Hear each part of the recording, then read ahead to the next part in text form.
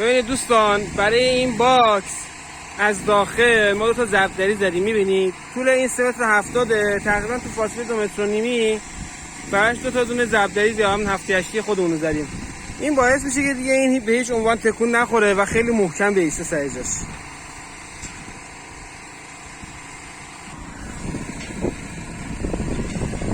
آقا مهدی در حال بستن میلگت برای راویز این باکس پیشونی این سازمون.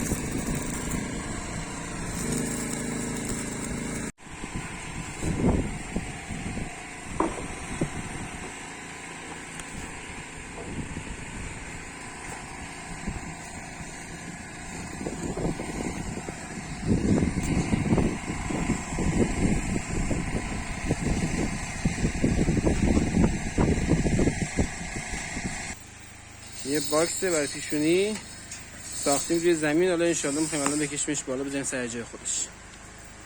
نورالله و مهدی هم دارن جای ثقیل آماده میکنن که انشالله بکشیمش بالا.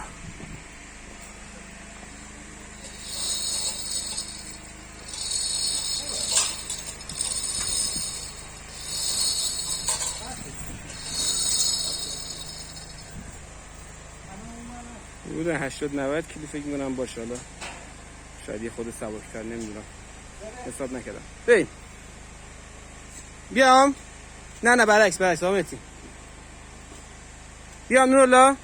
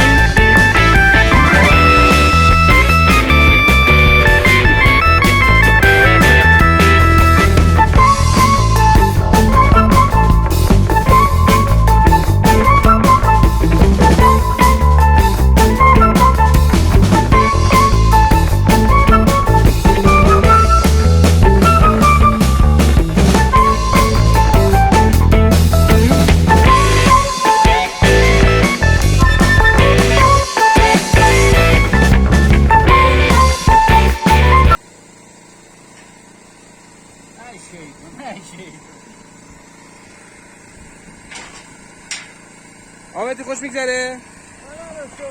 خدا